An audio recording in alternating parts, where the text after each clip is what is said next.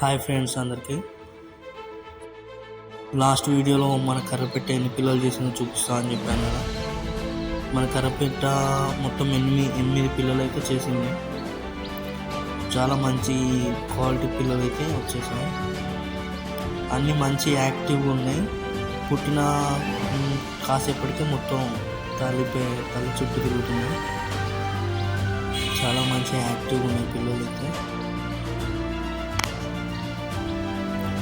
మంచి మంచి కలర్స్ అయితే వచ్చాయి. చాలా యాక్టివ్, మంచి ఫీడ్ అయితే ఇచ్చారు. తిని వాటర్ అవుతున్నాయి మళ్ళీ.